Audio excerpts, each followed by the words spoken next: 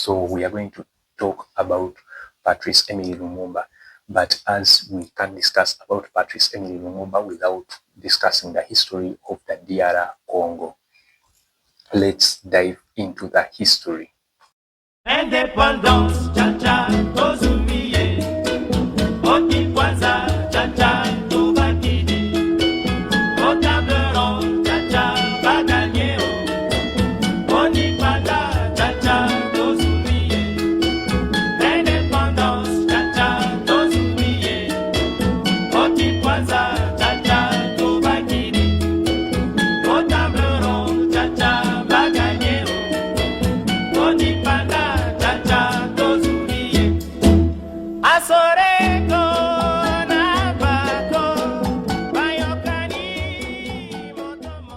Combattants de l'indépendance, aujourd'hui victorieux,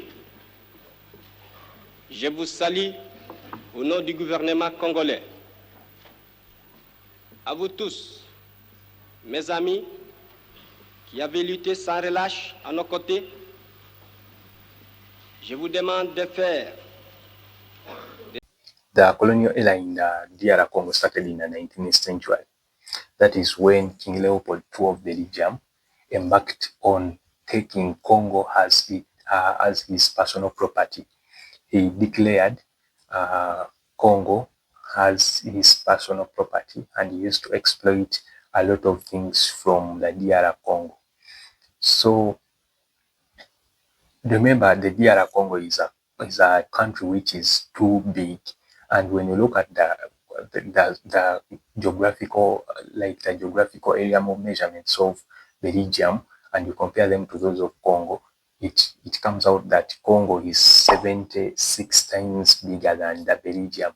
So the king of Belgium declared a country which was 76 times bigger than his as his personal property.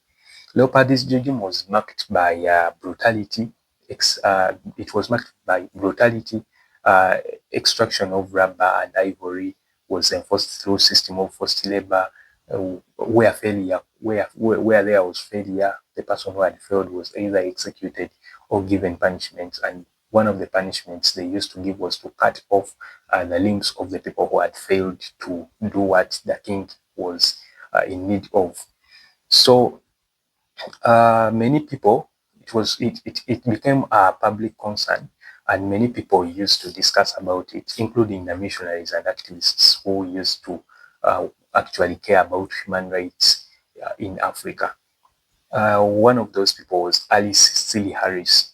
Alice Seeley Harris documented what was happening in the DR Congo. He actually reached on ground and saw what was happening in the DR Congo.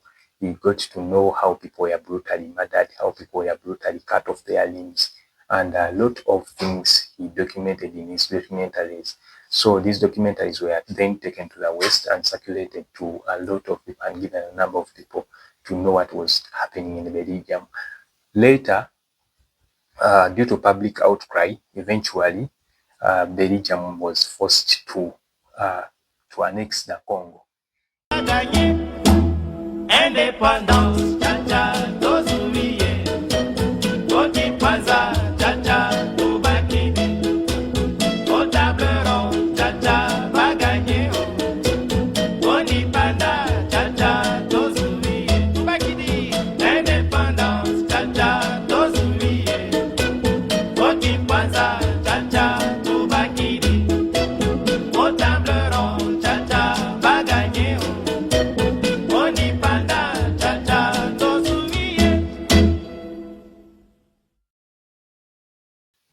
July 2nd, 1925.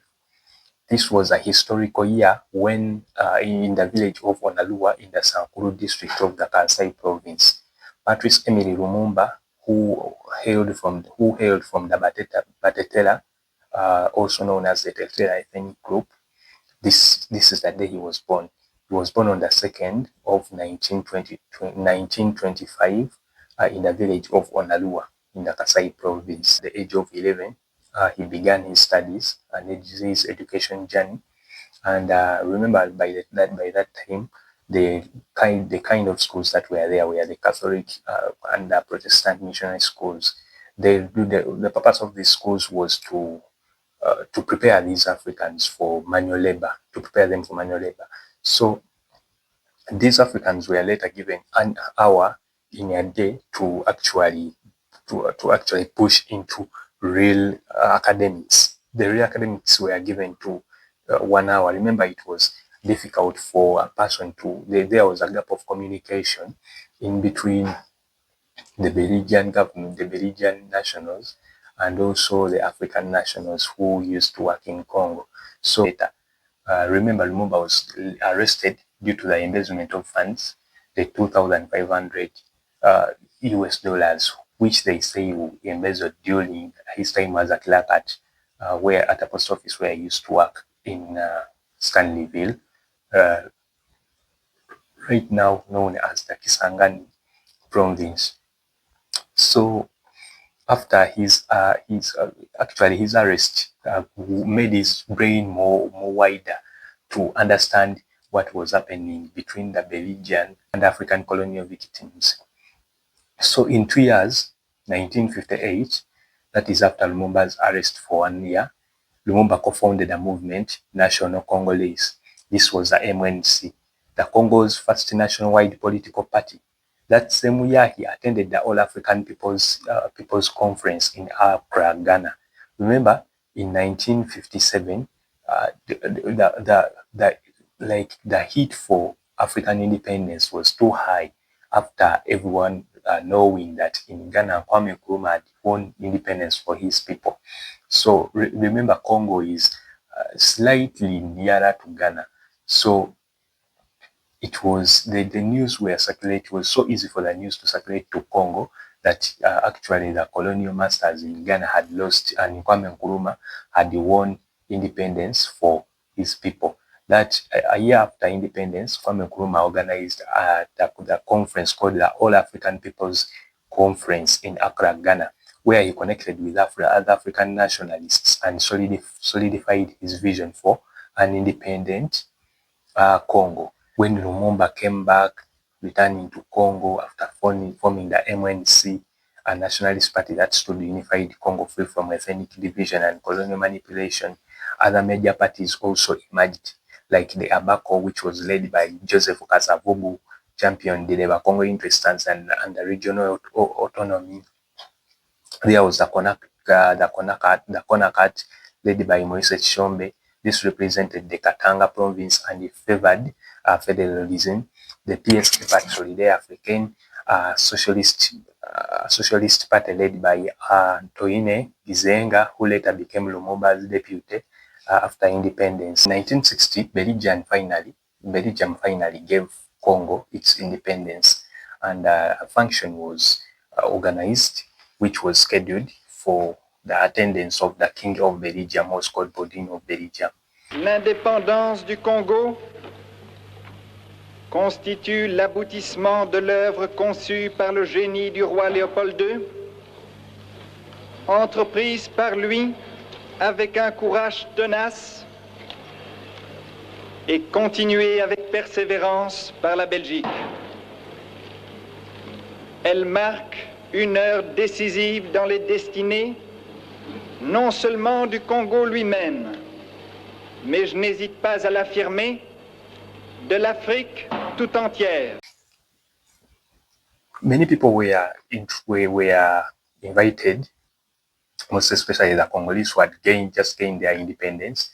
And on this conference, remember, after the discussion, after all these political parties had came together, remember when they went into voting, the seats were too low for any political party to go into politics of the other Congo. So after these political parties coming together and deciding Joseph Kasavubu to come as the country's president and Patrice Lumumba to come as the country's first prime minister, they organized their dinner, which was scheduled to be attended by the King Bodine of Belgium.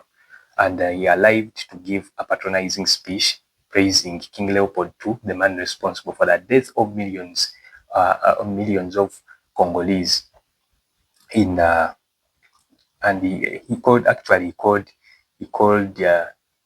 King Leopold, whom he was praising, called him a civilizer, and he also called called him a noble, that his reign had a noble mission, But remember, Patrice Lumumba had come as the first prime minister of the country. Unfortunately, he was not scheduled to speak on the event. After the giving of the speech by the president, Patrice Lumumba was not supposed to give any speech on the event. Though he was not scheduled to speak, he stood up, heart pounding, and delivered the most powerful and painful speech of his life. And these were the words of Patrice Lumumba. Combattants de l'indépendance, aujourd'hui victorieux, je vous salue au nom du gouvernement congolais. À vous tous, mes amis, qui avez lutté sans relâche à nos côtés, je vous demande de faire de ce 30 juin 1960 une date illustre que vous garderez ineffaçablement gravée dans vos cœurs, une date dont vous enseignerez avec fierté la signification à vos enfants, pour que ceux-ci, à leur tour, fassent connaître à leurs fils et à leurs petits-fils l'histoire glorieuse de notre lutte pour la liberté.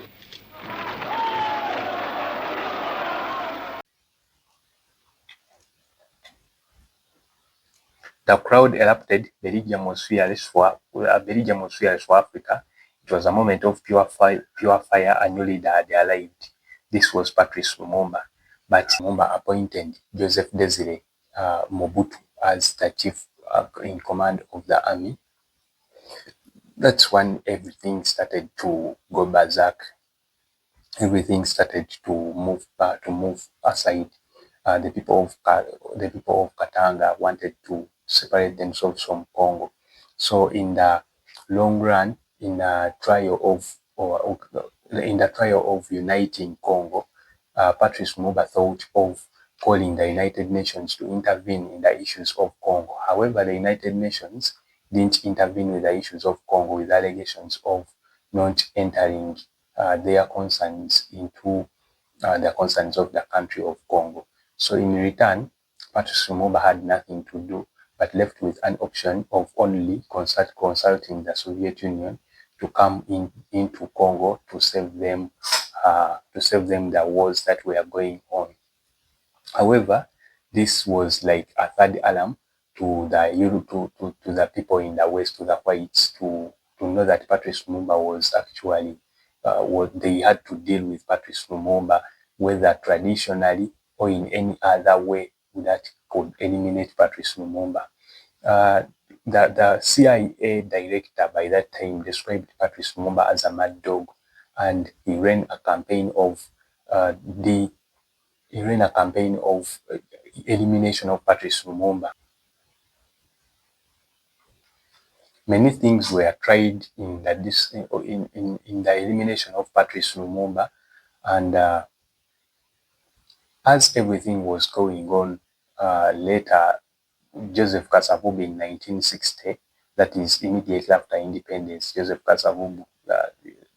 is immediately after independence, Mobutu in 1960 September of that very year, he seized power and put all politicians aside. And after seizing power and dismissing Lumumba as prime minister, he was later put into house arrest. And on this house arrest, he was being guarded by Mobutu's soldiers. Remember, Mobutu was a person who had already taken a side of Kasavubu as the president and left the side of Lumumba, who had appointed him to the big position that had actually pulled him to be seen by the president. So by that time, when Lumumba was put into house arrest, Joseph Desire Mobutu's soldiers were the ones who were guarding the house where he was put into arrest. But still, these soldiers, where their plan was to eliminate Lumumba. Patrice Lumumba comes back to Leopoldville a prisoner. The former Congo premier, who was captured when he fled inland, no longer wears the tuft of whiskers on his chin that helped to identify him. His arrest provoked several clashes between Lumumba followers and Congolese army troops.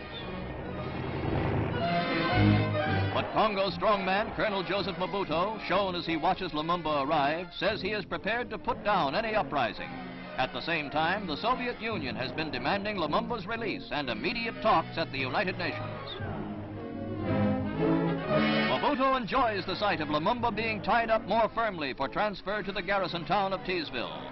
A soldier tries to stuff into Lumumba's mouth a crumpled speech asserting his claim to power. The former premier shows no emotion. It may be the end of a chapter, but not yet the end of the Congo story.